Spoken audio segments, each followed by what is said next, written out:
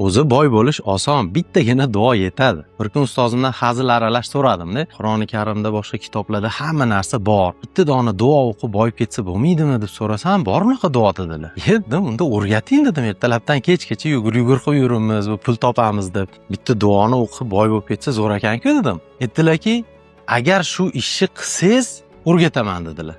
Bitta oldida sharti bor dedilar. Faqat aniq qilaman-da, o'rgataman dedilar.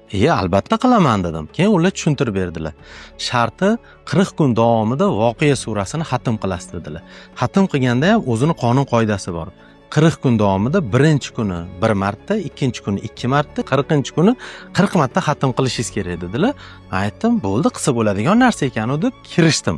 Voqea surasi o'rtacha sura, taxminan 2,5-3 minutda o'qib tugatsangiz bo'ladi. Birinchi kuni bitta xatm qildim, ikkinchi kuni ikkita, 18 va 19 kuni ketadigan bo'lib qoldim, qolib ketdi. Keyin ustozimdan so'rasam, aytdilarki, endi siz bitta xatm qarz bo'lib qoldingiz, uni uzmasangiz bo'lmaydi. Ha, mayli dedim. Shunaqa bo'lib, xatmni tugatish o'rniga minusga kirib ketishni boshladim-da. Keyin to'xta dedim, hayotimni tartiblamasam bo'lmas ekan dedim. Voqli turishni yo'lga qo'yishni boshladim sekin, yozishni boshladim sekin, tezroq o'qishni o'rgandim. 3 daqiqada emas, 1,5 daqiqada Voqea surasini yodlab oldim. Shunaqa qilib sekin-sekin hayotimni o'zgartirishni boshladim. Voqli turaman, xatmni qilaman, boshqa ishlarni qilaman. Lekin hayot qiziq, bir kun biznes, bir kun kasal bo'lib, shu asnoda 4 ta xatm qarzman. Keyin birin-ketin ulardan qutulishni boshladim. Mana shu oddiygina 40 kunlik xatmga mani 1 yil umrim ketdi. Lekin shu orada men hayotimni to'g'irladim, voqli turishni o'rgandim, ishlarimni rejalashni yo'lga qo'ydim. Va shu orada bizani ishlarimiz ham sheriklar bilan juda ham yurishib ketdi.